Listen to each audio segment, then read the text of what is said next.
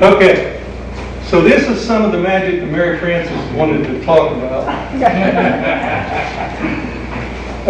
Let me get the laser pointer, but the first line up there starts out with Ken's Lappy or something like that.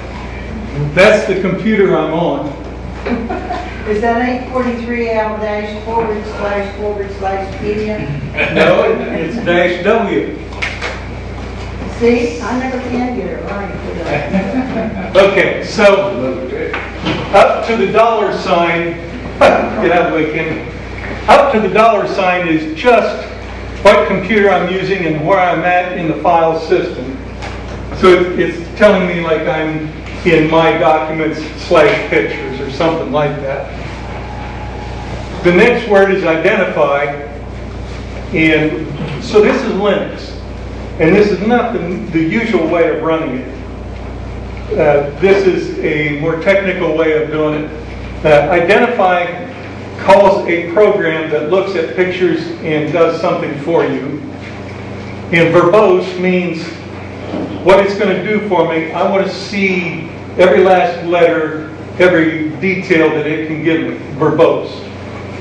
I can speak briefly or I can speak verbosely. So it's the same here. So identify is going to look at a picture, and it's named 2016-08-30. Looks like a date, right? So it was taken on this day at this time, 05/27/47. So 5 a.m. About 5:30 roughly, and it actually goes down to seconds. So on August 30th at 5:27:47 a.m. on Sue's Samsung phone, this picture was taken. Now, why this is important, we took 5 phones with us. I'm sorry, 5 cameras. We both carry a cell phone, so that's 2 cameras. Sue has a big, nice Canon. Sue has a small yellow, is it Canon also, or is it Kodak? I forget. She got a small phone that's waterproof down to 30 feet that we carry just in case it's going to be rainy that day, or if we're near water and we drop it, we wanted a camera that didn't blow up. It's really for snorkeling. It's hard to do in the mountains. And I also carry a small waterproof pocket phone, and they're really great for snapshots. So, each one of those phones, each camera did not necessarily agree with this time. Your cell phone, when you travel, if you've got it set to do so, it will automatically follow the local time. So in California, right now the phone would say something like 12:23 p.m. But here it's 3 something. Well, our 2 underwater cameras and Sue's big Canon, I was in charge. I didn't remember to set the time. And each of those cameras was off by a few minutes one way or another, because since their last use they drifted seconds away from each other.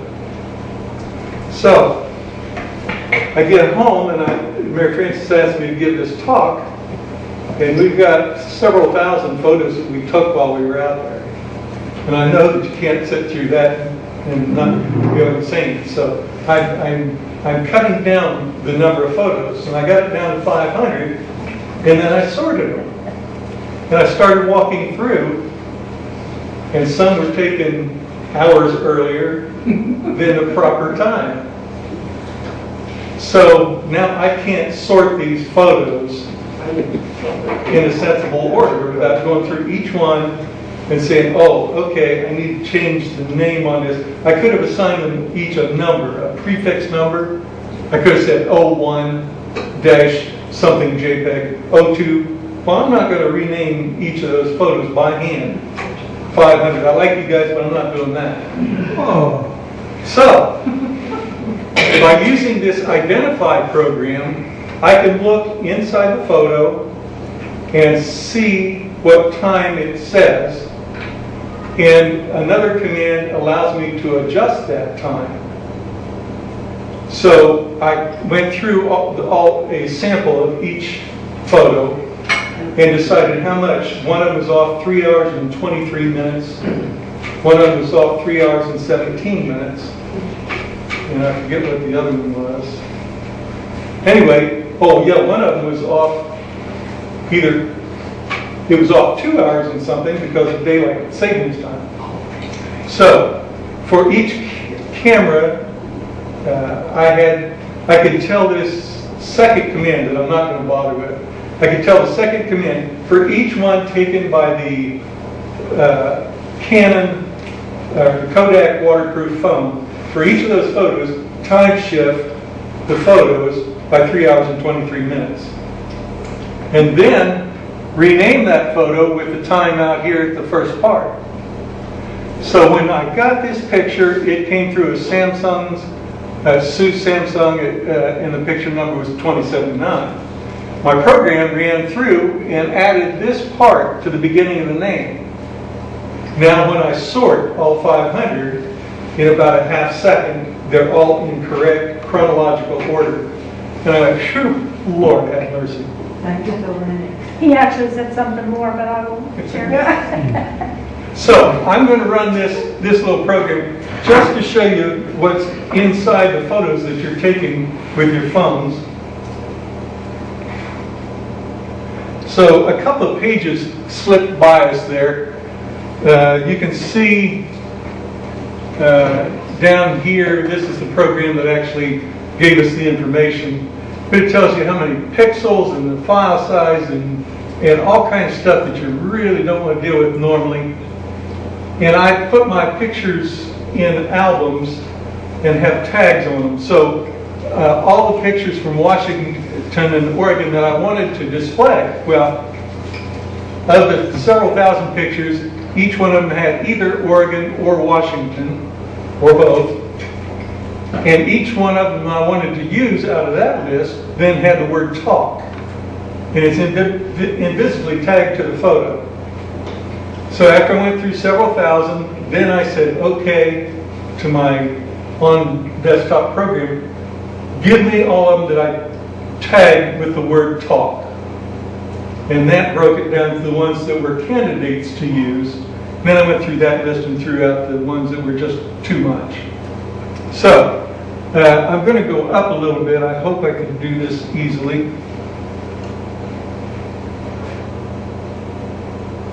And show you, this is one out of about 3 pages of information. Here are the properties of the photo. Here's the time that it thinks it was created. Oh, this one actually was. SUSE Samsung phone was correct. So this is the actual time. Let me back up. No, this is the time that I copied it off of the camera memory card. This is the time that I copied it off onto my computer. So right away it lost any connection to the time it was actually taken. Date to time digitalized. Here's the actual date and time that the picture was originally taken. So you see that difference? When you copy it off your camera on your computer, you may lose the actual time of the picture. So be aware of that. And I'm almost done. I don't want to turn this into a photo test, but also in these numbers, you can see that exposure time was here, whether you used a flash, all this stuff given to you.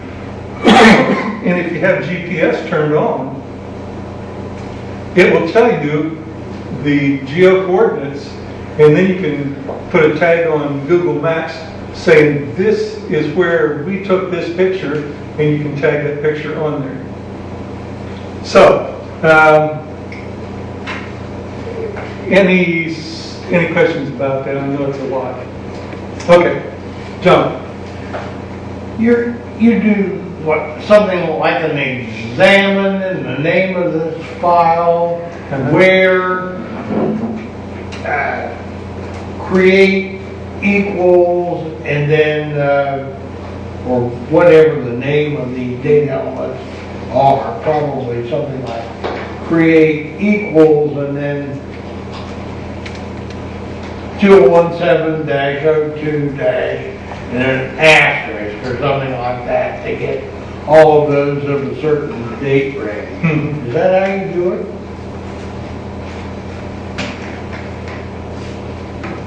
You mean the command that changed the time? Right. Yeah. Okay.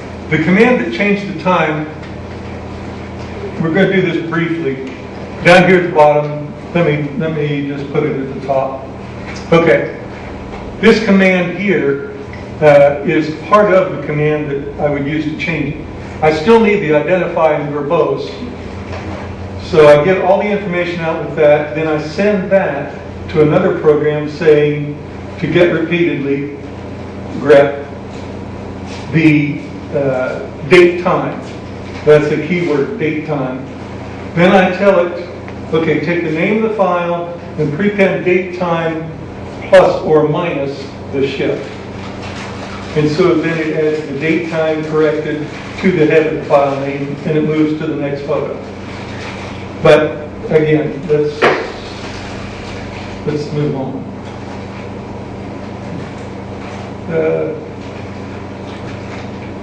Okay, so here's the one that was taken at 5 a.m. We decided to stay at the Columbus airport rather than try to be at the airport on our own from Newark. It's too early to get up at 4 a.m. to drive up to Columbus and catch your plane. So we stayed. They had free parking at this place, and they had free transportation to and from the airport. So it worked really well. I think we were happy with it. And I had enough points, so the room was free. So You got to leave your car there for, And left our car there for 10 days? 10 or 11 days. well, that saved you 40 some bucks Yeah, for the coupon. yeah, right. Okay. So here we are in the plane. Sue likes selfies. All right. It was a nice plane. And you can see there was a seat between us. It wasn't a full flight. Right, Yay. yeah. Okay. Here we are. We're clear out to Nevada by this point. This is over Lake Mead, the upper Lake Mead section in the desert area. And I just thought that it was something that was interesting. Lake Mead is down, I don't know how many feet now. About 5 years ago, it was down 80 feet from normal pool, and it hasn't been gaining. You can see down here, this is probably the old water line right along there. And they just aren't getting rain and runoff. This year may be an improvement. Sue caught this marina at the head of the bay out there in Lake Mead. But again, this is out in the countryside. I mean, this is high desert, rattlesnakes, horned toads. It looks like the moon. Yeah. And just another shot of Lake Mead. Is that above Hoover? Damn. Yeah, we didn't catch the dam part. Again, I think she zoomed in a little bit to get this picture, but you can see right around the water, there's a little bit of greenery. Is that algae? Maybe. So this is our Rocky Mountains from the air. Looks like a And pretty this- story about a backbone. Yeah, this is late August, and you can see there's snow on the mountains. And this is a cloud patch that was in a valley. Air inversion trapped the moisture. Zoomed in a little bit to catch the rocky crags. And here's, like Vicki kind of hinted, there's a spine associated with the Rockies. Question. Yes, ma'am. When you're in a big plane like that, does the stewardess or pilot or anybody ever talk to you about what landmass you're going over? Occasionally they will announce where you're at. Where was this? This was between Lake Mead and Oregon somewhere. Okay. Yeah. I'm sorry, I don't- If I remember right, it might have been near Salt Lake City. Oh, I think we that's were possible. already past the Rockies and heading over to Salt Lake City. If you were a scuba diver, when you went over Lake Mead, you would have jumped up out of your seat and wondered if the pilot was going to tell everyone about the mystery plane that's been hypothetically there for 100 years. Yeah, I've heard that. Interesting. Yep. And here is an open pit mine. Oh my God. So you either look at it like dollar signs or a scar on the face of the earth. What kind of mine? Copper, isn't it? It could be copper, Is that at Salt gold, Lake City? gold, silver. I have no idea. There's a big pit outside of Oklahoma City. Yeah. How were you I mean, from the man? no. How were you from the man when the picture saw? I think it was cruising probably 35,000. Big copper. And this is our first. Yeah. This is our first look at Mount Hood as we arrived in Washington or Oregon, peeking above all those clouds. Yeah. I've hiked a good portion of Mount Hood a whole long time ago. Mountains were Make sure you speak loud and tune. Had a wedding at the base of it for my daughter's college roommate, and I'm a little bit of a hiker and mountain climber, so I did about a third of it and was done. I was too old it. This is taken on the ground in Portland. There was just a neighborhood we were driving through and found a road over the river that would let us look out that way.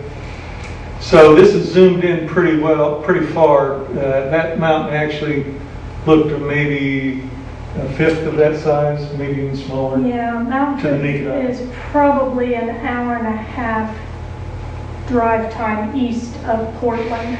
So that's it, viewing it from a hill in Portland. Ken, you're getting really good with the Ken. Actually, to tell you the truth, Sue is the photographer in the family. She was a natural. I know some things out of books, but she just does it and it comes out. If you'll notice up here, if you see a good photo, a lot of times it'll say Samsung, and that's old Toots over here. Okay. So this is just to identify kind of where we were at this intersection, Lewis and Clark State Park in Oxbow Regional Park. There's a lot of park and outdoor system to Oregon and Washington. Those people don't stay inside a whole lot. They have typically much better weather for a bigger portion of the year, but they're out and about. Bicycles everywhere, backpacks on, and off they go. The historic Oregon Trail, and this was the Sandy River crossing, the Columbia River. There was a boat crew from Vancouver's voyages. They were the first white men to sight the mountain Hood, and they named it Mount Hood in honor of the Vice Admiral of the British Navy. So this was a British territory for a long, long time. They called it the Berings River. Then Lewis and Clark, about 13 years later, if I remember right, Lewis and Clark called it the Quicksand River, and now it's kind of pared down to the Sandy River.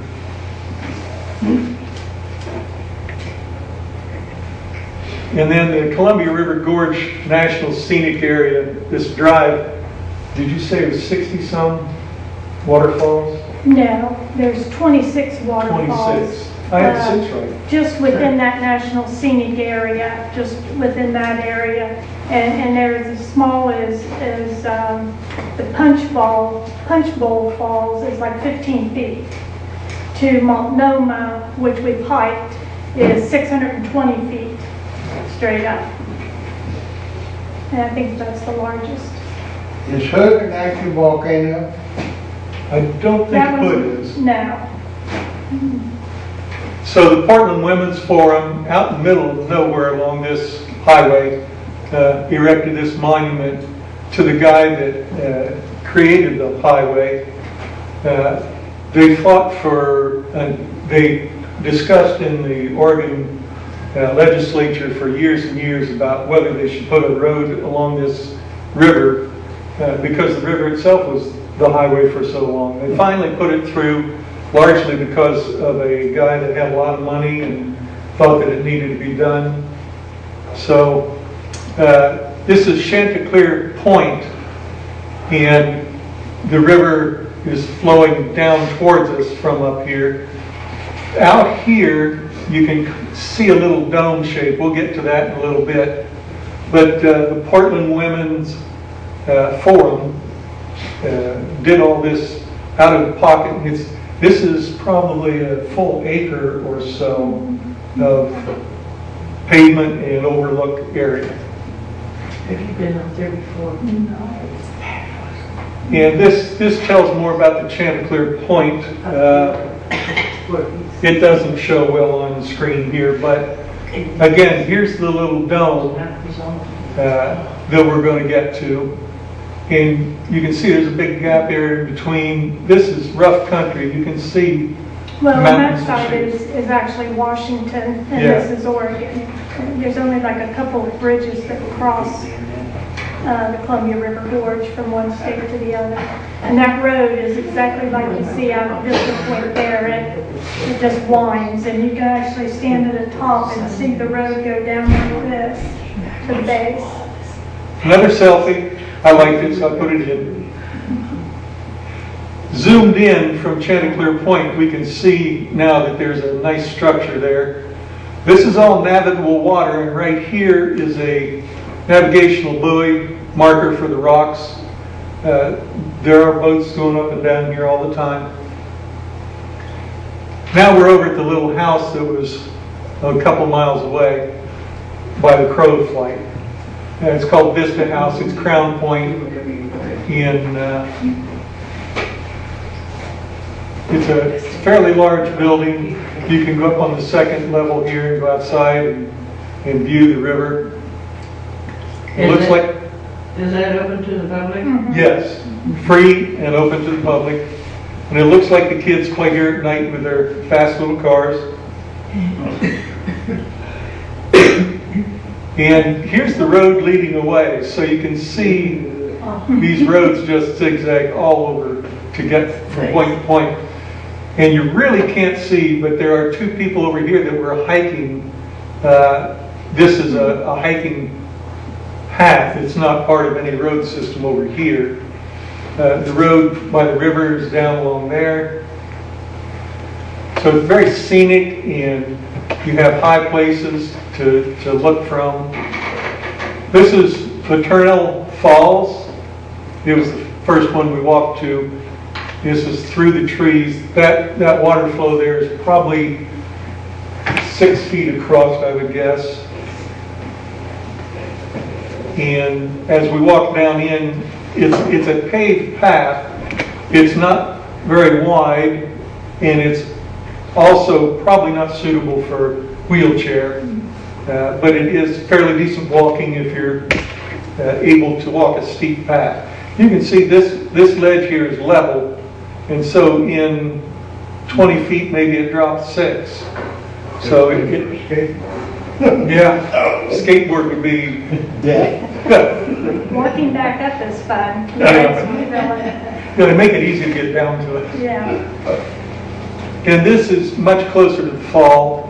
We're still not quite to the bottom yet, but you can see algae or mossy growth and a funny texture. I'm going to talk about that in a minute. I'm over here, and there was a guy there taking photographs, and he has been coming there almost every summer for 20 years, and he says it still looks the same today as it did 20 years ago. And, but he likes to take time exposures and turn all this mist into a foggy cloth veil type look. It's just something he and his family do. You can begin to see the lines in the rocks here. Now, each end of these, the majority of them will be 6-sided. They're little columns of rock that are melded together. Salt or something like that. Exactly. John said it, it's basalt, B-A-S-A-L-T. It's hot lava that comes up through a tube and then cools.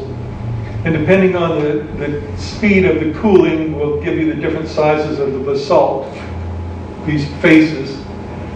Here's a kind of an idea of size of comparison to different things. These faces, some of them were 12 or so inches across, the hex face on those basalt columns. And we're going to look at the Multnomah Falls restaurant. This is the tallest falls that we visited. And I think it's the tallest one on the road. Yeah. And they had a wonderful summer. It was their 100th anniversary out there. And the guy that ran the place, I got to talk to him for a minute. He said that they actually had people out on the highway for 2 and 3 hours at a time waiting to pull in the park to get to their food. So he said it was wonderful. But the falls is up here. It's not really going down the chimney. It's back behind the park. That's amazing. When you first see it, it's kind of shocking that.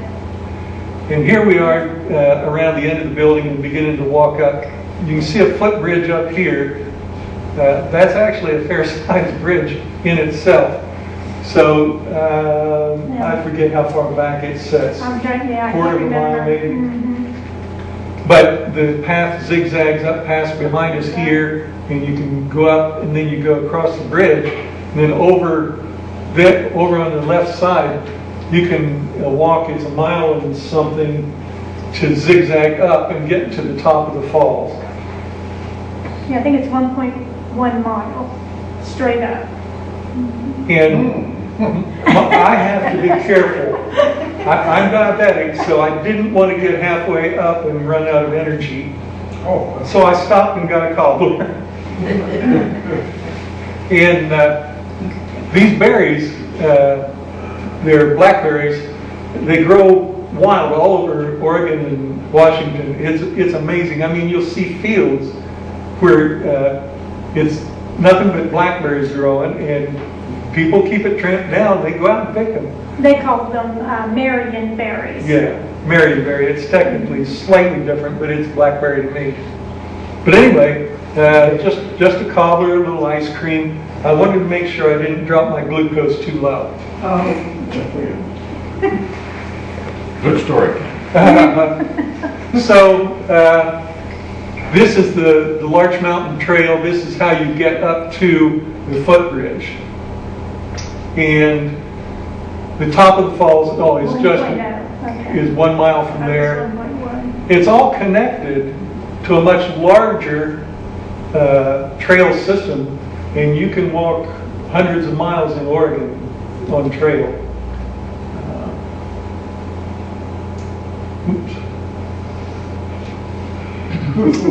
And it's so moist there all the time. You know, it's almost not tropical, but it's this, a rainforest. There's so much moisture that the trees are covered with this green, fuzzy moss. Weird.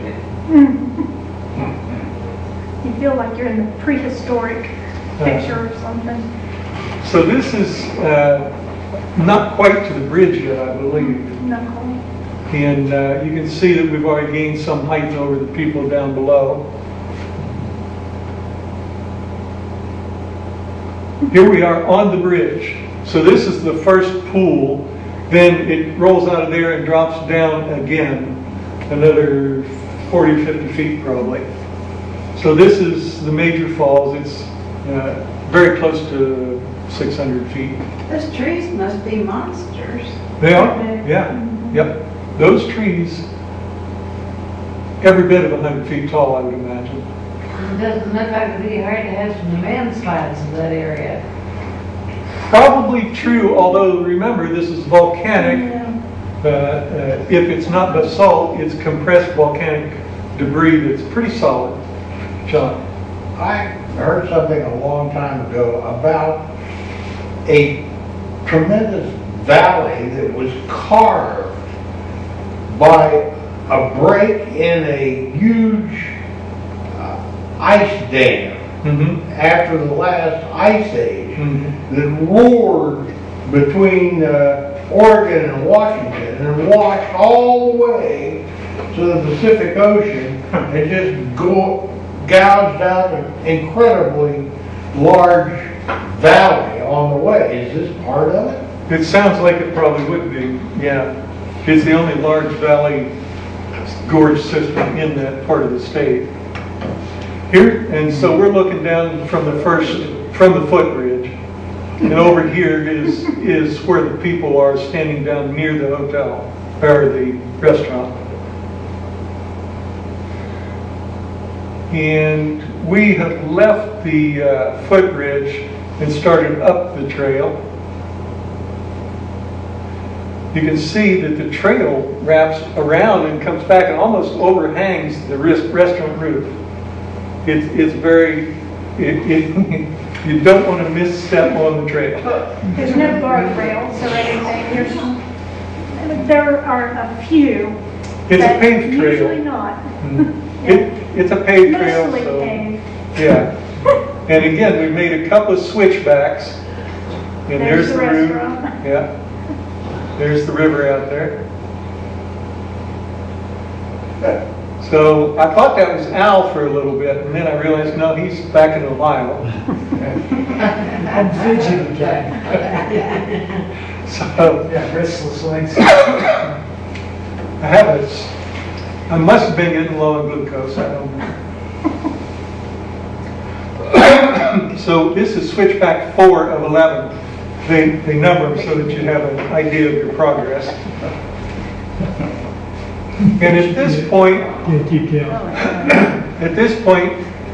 we've had people come down and tell us that it's beginning to ice up.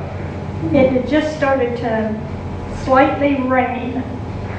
Yeah, there was a misty rain in the area, and the guys coming down said that they would recommend we turn and go back. So we did. Because it's straight up. And this is August?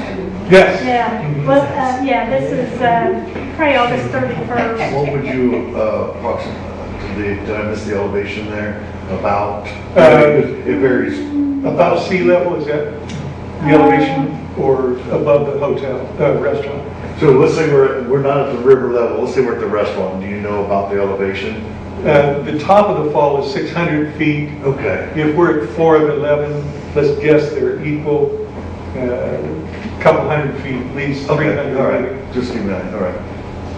Yeah, and you can see that it's abrupt. I mean, we've come clear out around, the footbridge is over in here, way back there, and we walked out around and we're coming around this face now as part of the trail system. I can't express enough how tortured and twisted this all was. And we're back down and taking another last look. But from there to there is 600 feet. Here, it looks like you're already up 150, 200 maybe. You need a ride down there. I mean, you could Yeah. go up there. Yeah, that'd be fun. And that looks a little like Blue Jay Road out in the wilderness. Yeah, perfect. So here's another one, Blue Jay Fall, or good one, Al, thanks. This is Horse Tail Falls. And here's our little travel buddy. He didn't make it into a lot of pictures, but we've taken him He goes out everywhere with us. about every trip we get him in and take pictures of the Buckeye, Brutus. He had a little mishap on this trip. I dropped him.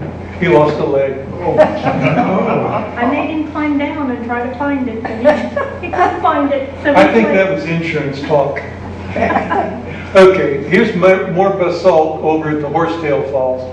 And this one is more jagged and more irregular. And that indicates that the cooling, the speed of the cooling had varied and was not consistent. So you get different shapes coming out. And they call it horsetail because if you look here, if you pretend this is a horse's butt, no. And if this is a horse's butt, then the tail would hang there. This one's actually right on the road. You can just drive, you don't even have to stop if you don't want, you can look out and see it. There are several along this, the gorge area that is like that. So it's good for people who are, you know, maybe can't hike or. So this is the furthest extent of the exploration in 1792. I think I've got, yeah, that other's so hard to read. I went ahead and printed this out. The British Navy sent a ship to explore.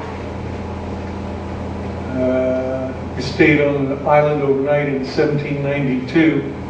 So we were already a country, U.S. of A. And they're still exploring the Northwest Territories. And he did some ceremony and claimed it for them. Now, is the picture that accompanied that, is that a river or is that an inlet? This is a river.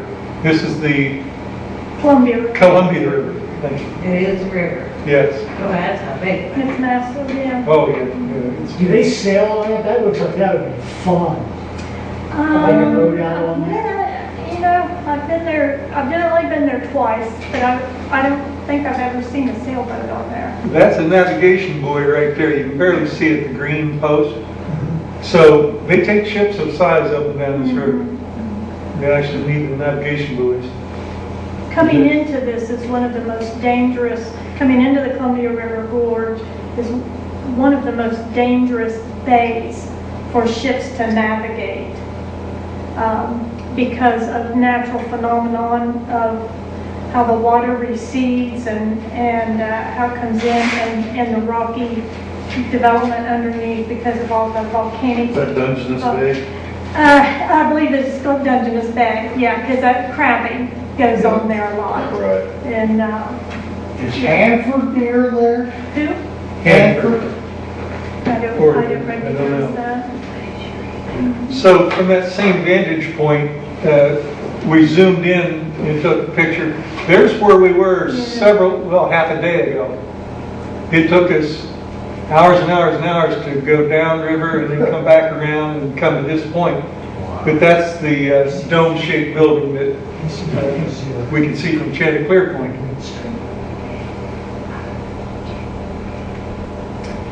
And so we're at Crescent Beach at the trailhead, and they warn you it's a steep, narrow trail, experienced hikers only. It wasn't that bad, but I wouldn't want to have a bad hip or a bad knee and try to do it. And this is an overlook of the beach. That's pretty. Yeah. And we actually later will be down here in this area. We hiked down and went, there were actually, well, you'll see it. Yeah. And selfie time. Wind blown look. But it was a little chilly up there on that point. There was a good breeze blowing. The air was pretty moist. And there's the lighthouse off the coast. And there's a concrete docking platform here and then steps up. And you can go in and out that port, or you can walk all the way up and go in and out. This particular beach is one of the most famously photographed beaches because of the rock formations and the activity there. A lot of surfers like to go out there. Which lighthouse is that? It's just part of Crescent Beach. Lighthouse. Headland. I don't remember.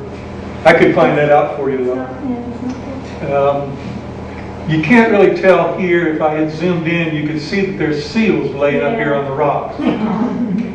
Or sea lions, I'm not sure which it was. They're both in the area. They've been known to actually come up and get on the back. If surfers are out there, they'll actually come up and get on their surfboards and ride with them while you're on it. So Now, this is not the beach access path. This is just the park area above where you can see the lighthouse from. But this is the kind of vegetation that you have around. It's fairly lush for a seaport or a sea coast. A lot of pines. Just pretty. We didn't have the greatest of weather that day, but we usually don't let weather stop us. I don't know how well you can see these plants right here. The dark stem and then the funny side growth. A lot of us will remember the science books talk about dinosaurs, and they had those spiky plants and then the branches that just came off to the side. It's called horsetail, and this is a very ancient plant as far as being around for a long time. And they grow pretty commonly around the west coast out in the North Park.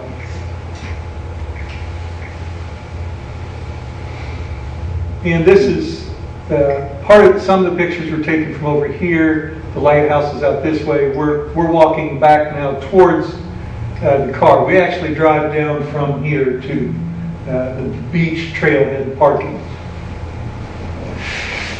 And here's what I was telling you about. These blackberries, I can't tell you how many acres of them I saw. And they're huge. I mean, this stem was as big as my thumb, and these berries are nearly that big. So, and they're good. Yeah. Man, they're good. You can't keep Any them bear out. problem? Yes. Well, There are bear there in this area. there were They like bears. cougars more prevalent in there. Cougars. Yeah. They warned us about the cougars. Yep. I zoomed in on it here. I don't know. Bears seem to like me. Whenever there's bears around, they seem to somehow be attracted to me. And cougar, well, I've had a lynx I thought was threatening one time in California. So I'm actually a little more afraid of the cougars and mountain lions than I am a bear. I don't know why, but Bears I know are my worse. bear calls. So we're in And I the, can play dead very well.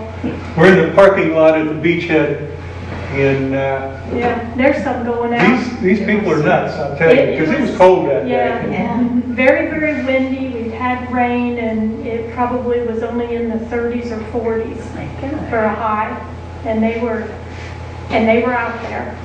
Well, when does it get warm there? That was August.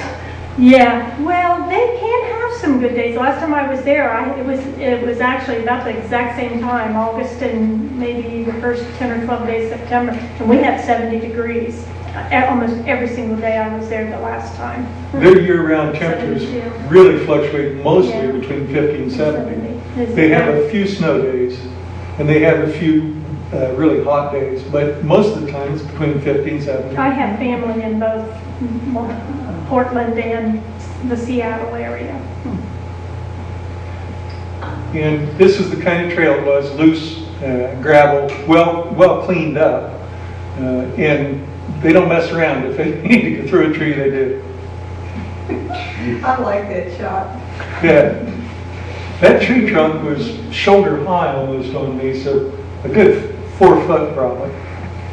And the first time I was there, I was a little upset with all of the logging, because I do tend to like the earth and all things natural and that, but I studied it and researched and found that they are very, very good now. In the last 40 to 50 years, the replacement, what they're required to plant.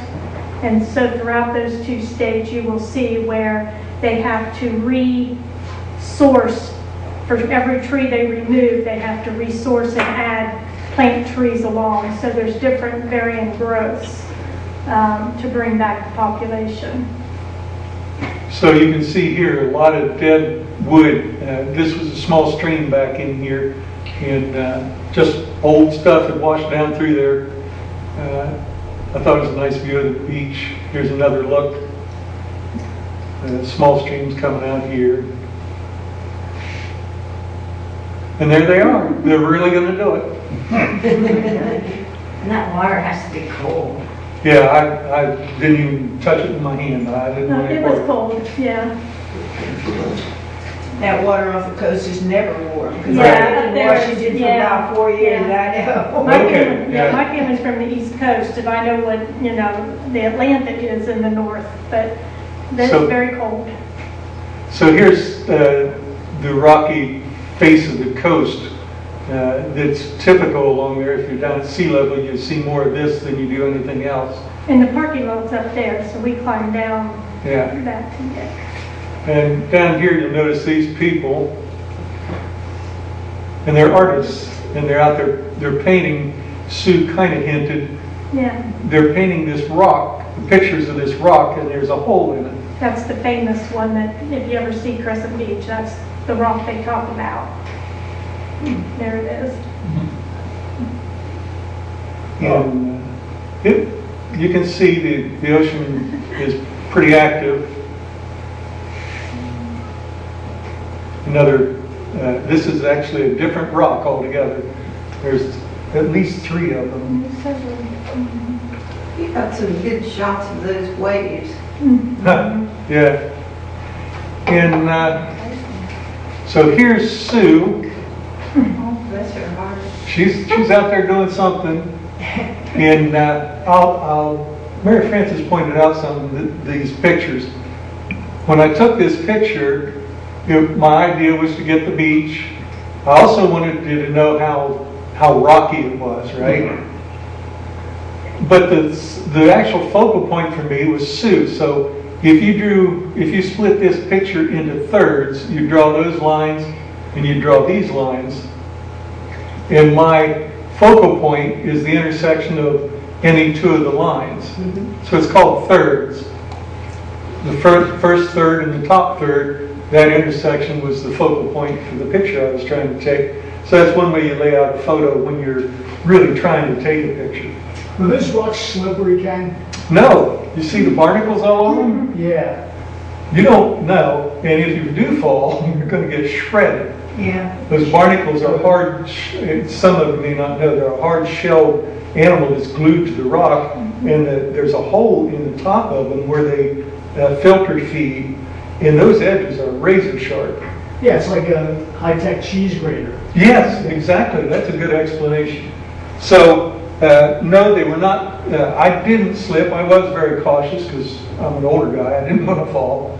But these barnacles and stuff on there actually gave you very good traction.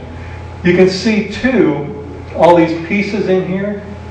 A lot of this rock is volcanic conglomerate. So the volcano erupts and throws out chunks and stuff, and then it all gets kind of crunched together and makes these conglomerates of different rocks jammed together, compressed together. Okay. Here's what she was after. There's a crab. You can barely tell, but this is a mussel. There are several mussels down in there. That's a what? This is a crab claw right here. Yeah, he was looking at me, and he was going like this and playing with me while I took his pictures, so. And there was, this is the edge of a clam shell. Picture a clam looking up at you. That's the lips of the shell right here. That's huge. And then another one here. Actually, these were about 3 inches across, maybe about like that. I had zoomed in quite a lot to get the picture.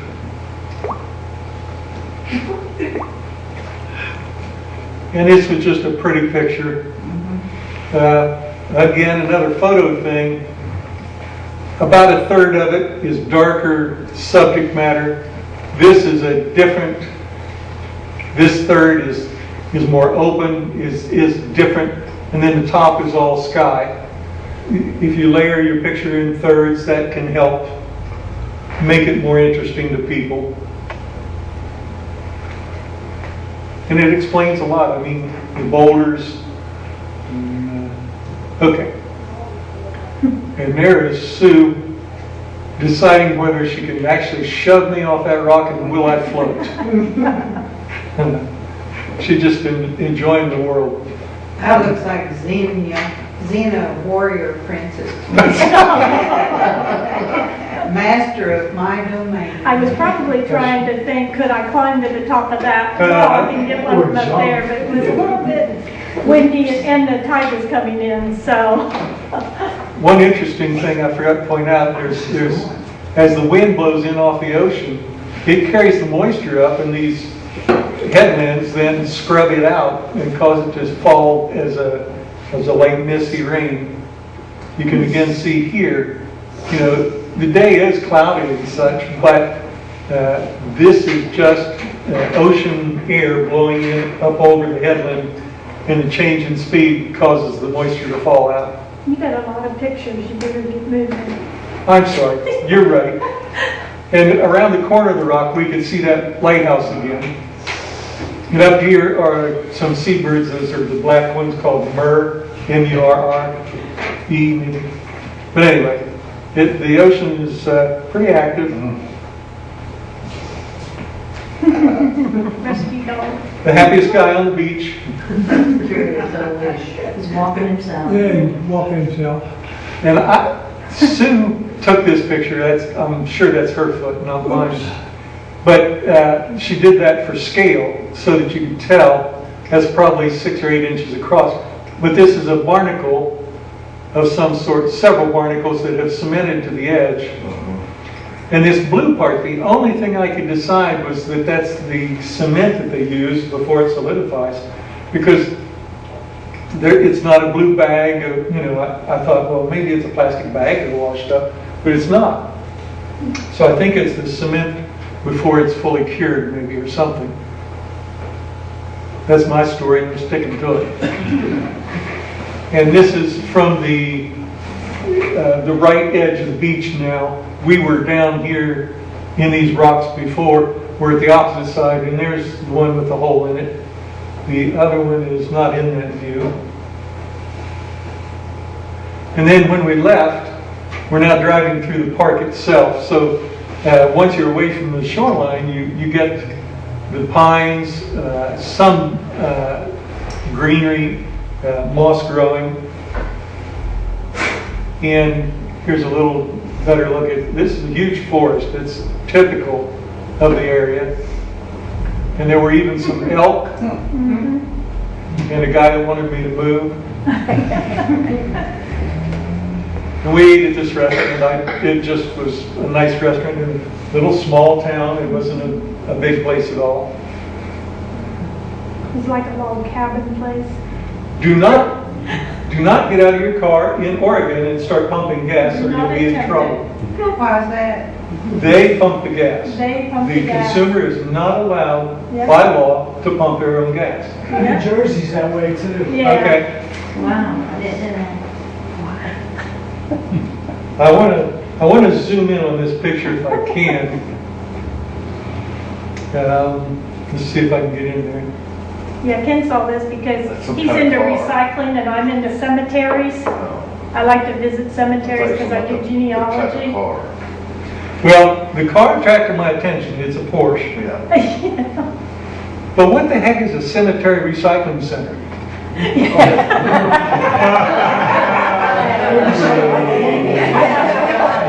When he first zoomed in, he hit the arrow, so all I saw was a sign that said, he said, "Do you remember going to the cemetery recycling center?" And I just looked at him like, "Have you lost your mind?" We're in Oregon. So we've moved on down the coast, up the coast, No, south. headed towards Washington. No, we're south. We're still south? Yeah, we're south of. Okay, we headed south first, okay. Well, anyway, there's a place called Tillamook, and they make Tillamook cheese. Tillamook. It's very famous. It's all over the west coast area. And that's where. Yeah, I was gonna say, it's very famous. It's all over. And if, I don't know if we have any pictures, but this area is just absolutely gorgeous, filled with dairy farms. And the dairy cows are all over. I like cows. I grew up I have farmed cows, and so it's fun to see it right along the coastline. Because this is Goats just would be outside. more appropriate in this neck of the woods. There is a couple places I'll show you that they use goats to actually eat the grass and clean and. The valleys in these areas, in this area, tend to be meandering rivers. So they have done this and scrubbed the basin smooth. And so cows, but the goats would, in some of the other places, would be appropriate.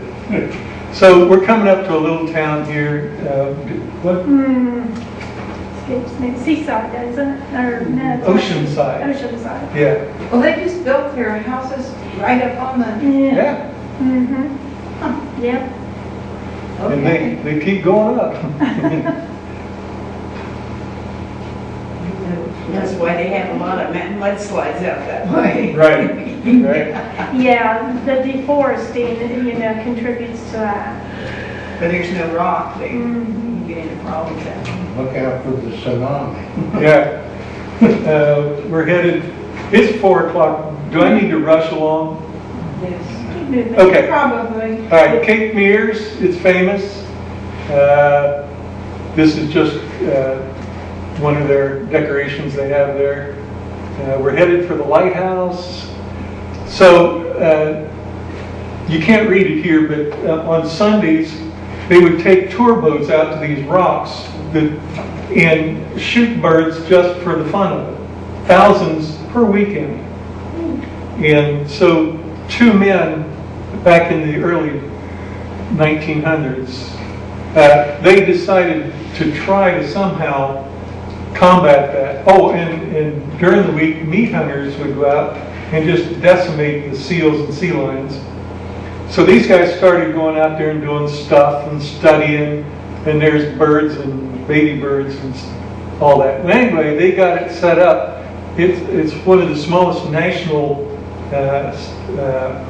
protected areas. And it's called Three Rocks, and you can see, and this one has a hole here that can't be seen from this angle. And these are just some of the nesting areas that they were worried about. And the park area itself is typically like that. We're walking down to the lighthouse, and you can get within about 30 feet anyway, 20 maybe. This is about 4 or 5 feet across, and so that's what it's like to see a lighthouse up close. I didn't hear you use the word working lighthouse. This one isn't. Okay, this one is not. You can't read this very well. It's the octopus tree. Holy cow. Let's go. My mouse got away from me. He grows down. There we go. Let's move it. That octopus was There. strangling you. It's the octopus tree, and we'll get a better look, but it's 250 to 300 years old, 105 feet tall. Some of the branches are 16 feet in diameter, 46 feet in circumference. and the base is 46 feet in circumference. And you just walk out into the wilderness and there's this tree. So they've preserved it because people were trying to damage it. There's no explanation for it. They suggested that Native Americans Yeah. created it to hold boats that they put their dead warriors in. Who knows? But it's certainly an interesting tree. Just another angle. So some of these branches are 16 feet around.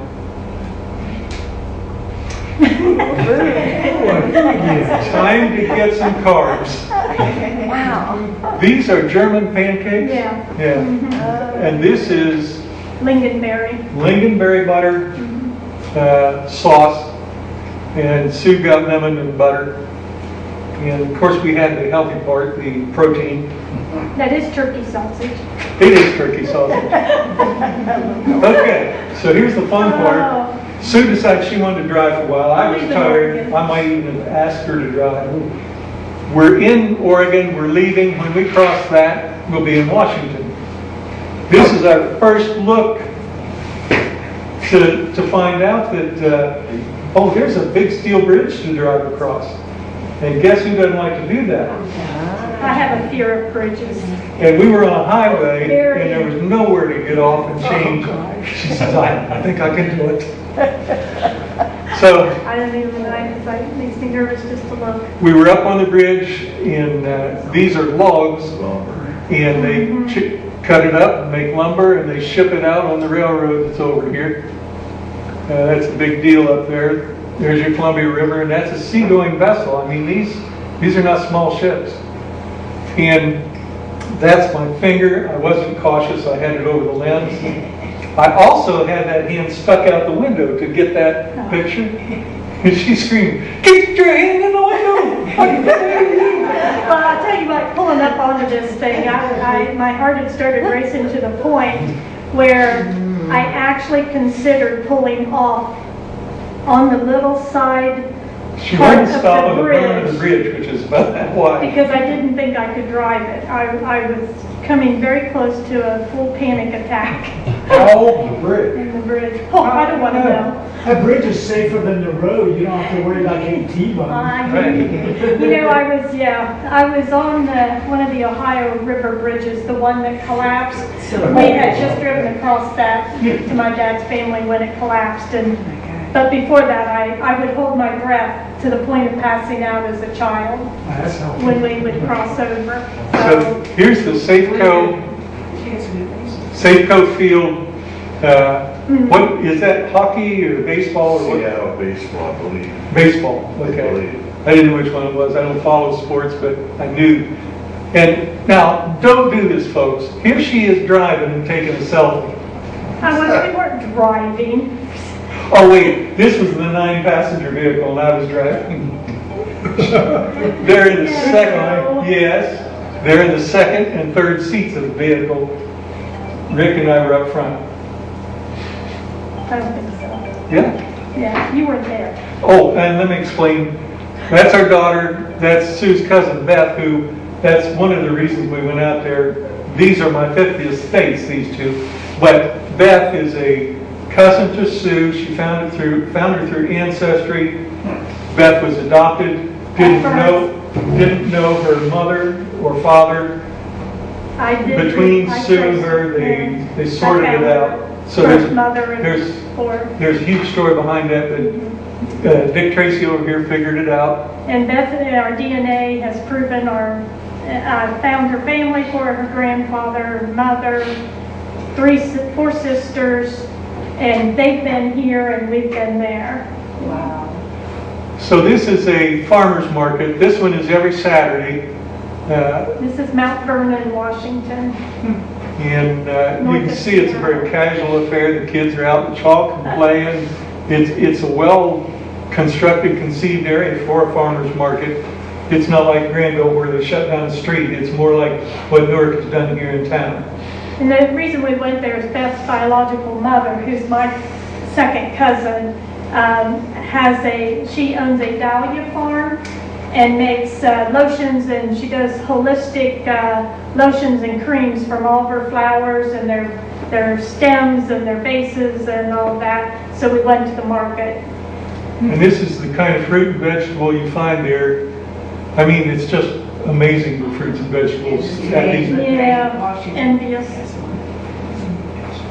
That's Rick, Sue's cousin's husband. He's an engineer for Boeing and travels all over the world doing Boeing stuff. They should grow big tulips. Yeah. The tulips were fake, but these were all locally grown, local stuff. This is just a look at the riverfront. We found a buckeye. This guy was working in a restaurant out there, and that says Ohio State right there. And I hollered OH at him, and he hollered IO. It's actually a co-op. 15 or 45. I don't know. But anyway, he was just as proud as he could be, and that's just the co-op. So here's the, you can catch the Alaskan Ferry there if you want to go. And I'm more interested in recycled cemetery. Larrabee State Park. I'm going to zip through this since I'm talking long. Everything is so green. Yeah, Yeah. it's amazing. Just absolutely green out there. The flowers that were in September, by this time we're close to Labor Day, and the flowers were just so gorgeous growing. I was envious. There's Beth and there's Ken. Sue's up on top looking down on us. Oh, this is a tidal pool that I found down there. These are black mussels. There's your barnacles. There's my daughter. She has to take a picture. Climbing. It's not anything I wanted to go out on. And they cornered a little green bug. Everybody wanted to get a picture. It looked like an emerald ash borer, is what I thought of. And we're still chasing it. That's the San Juan Islands. Oh. The San Juan chain, San Juan Islands up there, not too far. And of course, I always make everybody do the OHIO.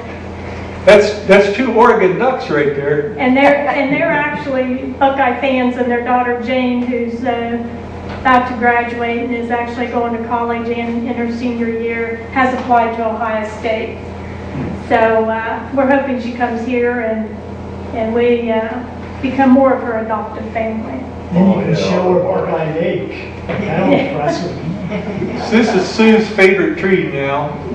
We'll see a lot of these in the next few slides. It's actually red and the most vivid green. It's just gorgeous. Our daughter's a shutterbug. If you ever go on Instagram, look up Darwin Bait. That's one of her sites. Just pretty, beautiful place. Here I tried to frame them with the tree and the water to make you focus on the people. Interesting rocks. I mean, all of us, Sue and I and our daughter, we could just look at rocks and stuff like that all day long. Interesting clouds. Sunset. They were turned upside down because of the temperature inversion. We're headed up to Stevens Pass, where we hiked with the other people. This is the parking area for the west, I forget whether it's east or west branch. This is the Cascade Range, not too far from Seattle. It's part of the Pacific Coast Trail from Mexico to somewhere in British Columbia, I forget where. It is to British Columbia. And people start at the end of March on good years and walk, and it takes them till the end of August to hike through. It's like our Appalachian Trail on the East Coast. This is the Stevens Trailhead where day hikers get on. That was us. We Yeah, were just a and- day hiker. And they ask you to sign in so that they know who's using it, how many people. And when you start out, it's fairly flat, reasonably well taken care of. Blueberries, salmon berries, it's like a golden raspberry. Toadstool. Tons of those, all different colors. So now you can get a feel how the trail gets away from the road. Just interesting flowers, more toadstools, trees, flowers. So That's the trail. yeah, the trail is here. We were walking through it up to here. You couldn't see a thing. It just closes in, doesn't it? Right there, yeah. How often does it rain? Bugs and critters Pardon in me? with you. How often does it rain? We didn't have any rain on our day hike, so we were lucky. You can see The up snow here. trail, I mean, that's skiing, Yeah. ski trails. It's a ski resort right off of Stevens in the So Cascades. down there, that's I think Stacy may be down there with somebody. And there are bears there, John. We had our bear bells. Salmon berries. And that's what it looked like looking down off the trail. There's no rails on this one either. Beth got tired of me stopping for every flower in the world. She says, "Here, Ken." Just a rocky stream, Water is so clear. granite. You have to actually walk over that or walk through it. That's Rick and Beth facing us.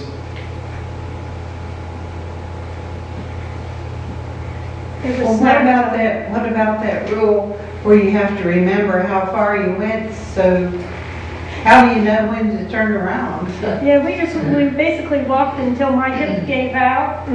Could I turn 6 miles? Or I think we did about 8 miles and then came back. I knew about what I could do if I wanted to move the next day. What I was trying to show here is the trail zigzags back into here and then comes out again. There's a big gash in the mountain right there. Big old tree fell down. There's Rick down there. You can see it's a It's a rocky valley. slope down below us here. And she's now standing where Rick was before. Looking up off the trail, there are overhanging rocks in places. This is a horrible picture, but I just wanted to show the size of the trees compared to the size of my daughter's shoulders. These trees are really big. You can see they go clear up out of sight here. Yeah, but that's Rick over there. And here's a dry stream bed right now. And there's no facilities at most of these places, so you're told how, if you have to go to the bathroom, nature does call. There's ways that you have to dispose of it. You have to dig a hole and bury it with grass and limbs or trees or whatever. And this is the first couple we met, and they're from Germany, and I understand German and can speak some. So they started out March 26th in Mexico and expected to be in Vancouver 2 weeks later. After this. And the one thing that you're told to do whenever you walk the Appalachian Trail or the Pacific Crest Trail is you're to bring food to give to, these are called through hikers. So this is they're on a mission, and They don't have any stores or groceries they can stop at. They're in the mountains. So we had turkey jerky, and we had chocolate bars and water, and we had granola bars and apples and oranges. And so every time we ran into, I think we ran into 8 different groups or 8 different through hikers, and we provided food to all of them. Ken, I gotta hike with you guys. I'm not giving you my fare bill. All right, deal's off. Yeah. So there's Beth down there, so the path zigs out around like that. And they have these blazes on the trail every once in a while to make sure you're staying on the right path. Yeah. And just like Spanish moss on the stump. Mary Frances? Faster? Yeah. Okay, here we go. Henry Jackson Wilderness. There's Rick. This is a place where the Boy Scouts use a lot, so they actually camp there and they earn some of their wilderness badges. You see how clear the water is? Yeah. Tadpole. Tadpole.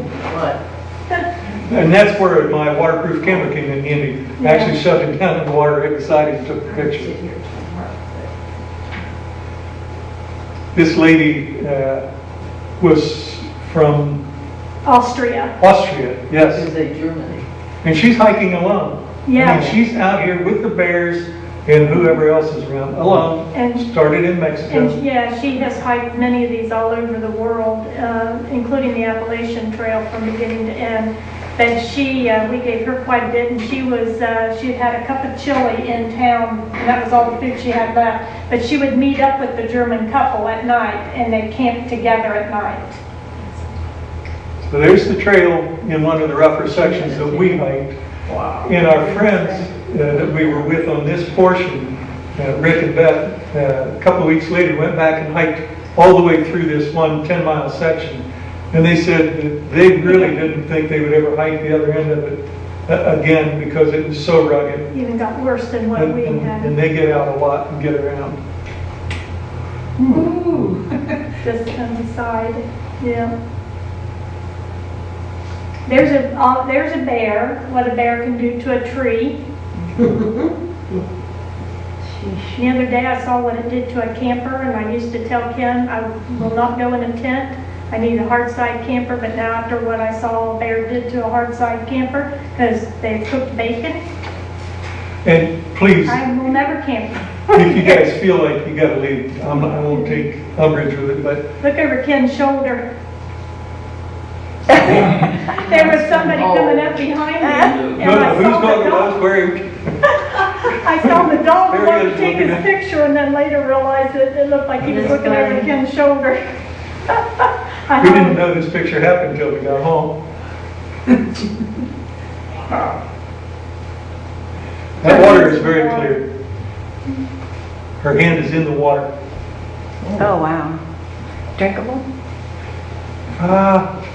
I don't know Depends where the moose is.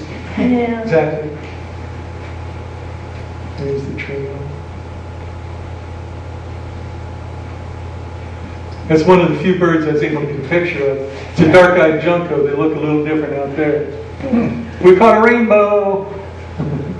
This is Leavenworth, which is a Bavarian type village, and they house a nutcracker museum that has over 5,000 nutcrackers in it, dating back to, I forget, they consider it prehistoric nutcracker.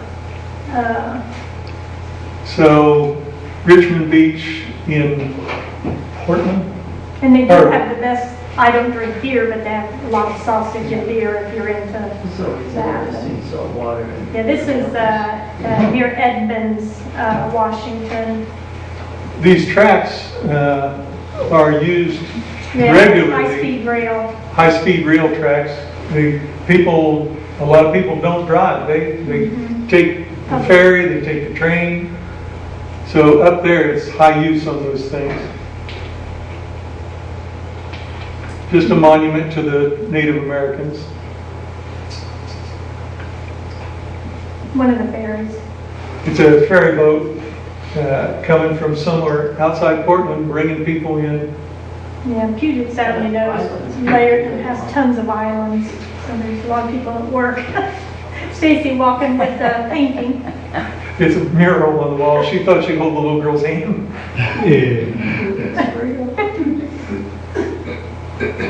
This is near my cousin's house. Just a park she has, and yeah, that was at her daughter's school. Exactly. Yeah, Osprey, bird's nest. I was hoping when I took pictures he would pop up. 8-inch 30 caliber gun fired, first shot at the Battle of Manila Bay, Of course, Ken being a Navy. Admiral Navy Dewey man, Squadron. I Rick suppose. Yeah. has a lot of hobbies. His sons are into design and fabrication. Rick's got a 4x8 foot bed CNC mill in his garage. And the son's building this camper. He's already built a boat. His son works for a company whose boats are actually north of the Arctic Circle at some of the fish camps and stuff up there. They're world renowned. So anyway, Going out to Anacortes. Whidbey Island, and this is Deception Pass Bridge. Deception Pass, yeah. And there's 2 spans. That's the longest one that we can see there. We got out and actually walked across it. It's known for its wind.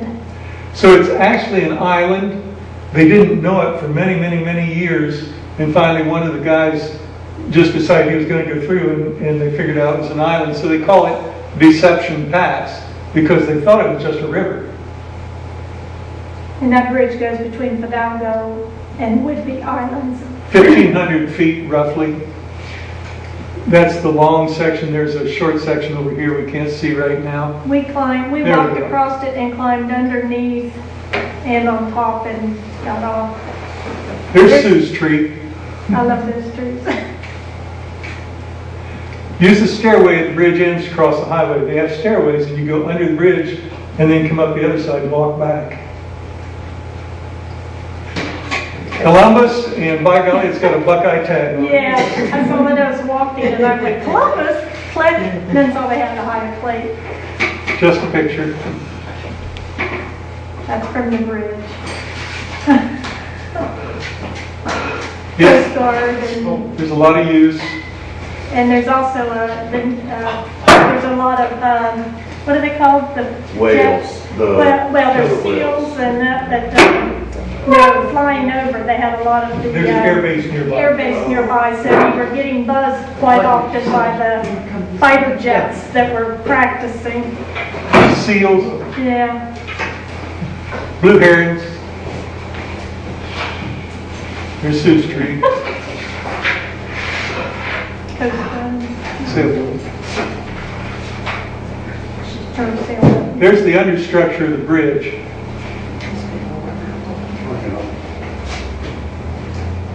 We walk down to the beach. Sue's on the beach. There's the bridge above.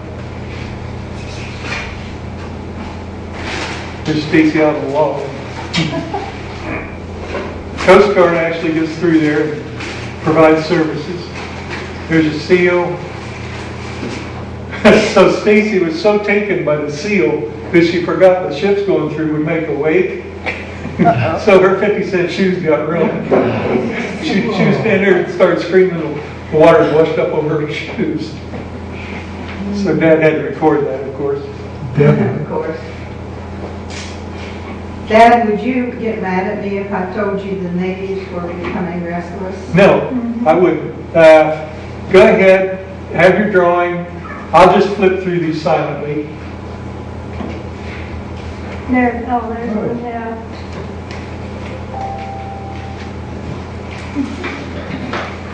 That could be your cue, Davy Roush. A lot of pumpkins and Squash. squash grow there.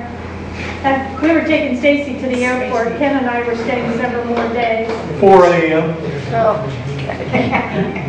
Oh, man, no hotel then? I couldn't figure out if the fence was to keep kids in or out. It's a middle school. Bad guys out. Yeah. Oh, this is the Mountain Loop Scenic Byway. So it looks like it's beautiful. You're going up. Ken and I are in the North Cascade Range now in northern Michigan, or northern Washington. 100 years old there. Yeah, it's 700 years old Douglas fir. That date is 1793 for that marker. Yeah. Oops, that's So it shows you fishing what it rules. is. It looks like a normal road. So we take it.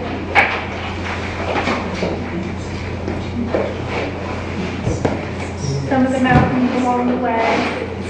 Mount Baker. And that's what the road turns into. And that's pretty good. This is where she got nervous. She didn't even want to get out of the car and take any more pictures at that point. Because it ends up being on basically a one-lane dirt road. And they have signs saying, don't leave valuables in your car. Yeah, and then all of a sudden you'll see somebody kind of camping out, and then there'll be cars stopped, and, Spaghetti squash. yeah, they look a little scary. They're living out there. Yeah, they're living out there, and, That's just somebody's garden yard. yeah. This is La Conner, one of the most historical ports in Washington. That boat was actually John, what's his name? Wayne. John Wayne's boat, and you could tour it. It's called the Rainbow Bridge because they would run out of money as they painted across it, and then next time they got money, they would get a different color. And they couldn't, the town couldn't decide what color they wanted the bridge, and they had, the only paint they had left one year when it was rusty was orange, so they painted it. Nobody could decide on the color, so they voted and just said, we like the orange. So now it's permanently orange, but still called Rainbow Bridge. It's a ferry boat down there loading up, probably going to Portland No, going to or Vancouver. Vancouver. They had some scruffy looking deer out there. They were right beside of us on the road. Oh, he's missing his leg, so he's hidden, so you don't see his missing leg. That's a crab shell I found laying on the beach.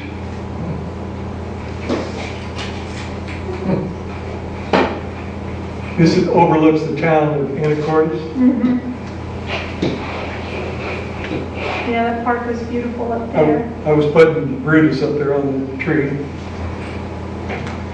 So it's a park. The guy owned that whole mountaintop, had his tomb built up there, and then said, okay, turn it all into a park. I donated it to you. So, pretty nice. 50-50. That's the way I like to see it parked. We got the red tickets. Last call, 50/50. Okay. That's what the park looks like. That was food, of course. That was Lunch. after hiking, yeah. Calico covered, favorite, Okay. favorite place. This town had those all the way through. Last three numbers. 542. Here. Right there. So you could actually sit down and play the piano. Who was that, please? John Adams. John Adams. How much does he get? Secretary needs to know. $12 to get I hear 12.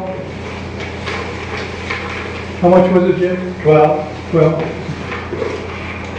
Oh, yeah, Ken's building he's building a What we canoe got? out of cedar. 5. And he Five said of this them? camper, that the guy had built that himself on the back of his truck.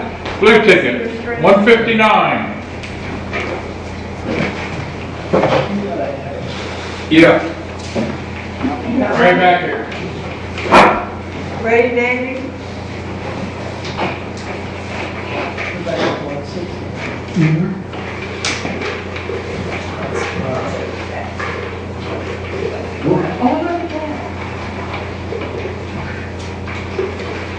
The North Cascades, Diablo Lake was probably one of my, besides Mount Rainier, my favorite place. I've been to Mount St. Helens. Actually, she erupted a week after I was there the last time, so. These white places are permanent glaciers that exist on the mountains up there. 78. Yeah, I was there, yeah, she erupted the next week. It was like, Rainier is a active. Mount Rainier, I don't know about Mount Rainier. Not yet. Well, they do fear that it will become. Yeah, I know Mount St. Helens is, but. So the area we're in, that lake below, provides hydroelectric 154. power to Seattle. Yep. 154. I have it, please, next. This was just a fall I thing, have it. riding in. There's Rainier in the background here. You can barely see it at this point. We were probably 150 miles from it when we started seeing it. What's in there? 129. That's me. That's you. All right. Who is you? Jackie. Oh, yeah. Oh, good, Jackie. This is the Hobo Inn.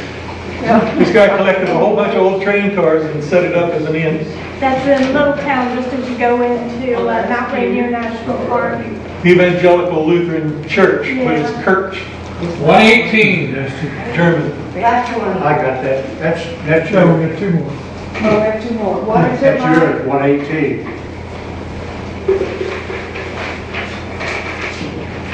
Wow. I got a lot of good stuff. You sure did. Okay, I'm taking this. I got down and actually walked Last out one? through that river Yep, bank last one. where I get better pictures. Hey. 147. So that's one. Ain't a moon. 147? 153. Jim got the, yeah, moon on the treetops. Please, somebody might. 147? Anybody? I got the ticket for that one. Paradise. That's as far as you can go on Mount Rainier unless you hike. So we were at 5,400 147, feet, last call. and the mountain is 14 forward. So we're 10,000 feet, roughly 2 miles below the upper deck. And there's a beautiful park For there. me. Okay. 155. Zoomed in pretty far. What is it? I have that one. 155. I have it also. What's it? Over here. You don't get a choice, you have it. That's it. Thank you for all the supplies. That's it.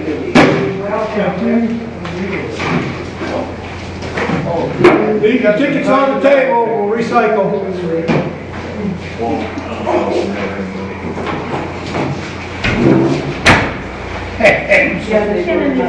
Hey, look at that. He's getting fancy. So if you go hiking above the tree line, they have a sign telling you what to take, where to go. They were practicing Yeah. firefighting. This is a basket of water. We were watching them scoop down and load up the water, bring it up and That's take it it. out. All done.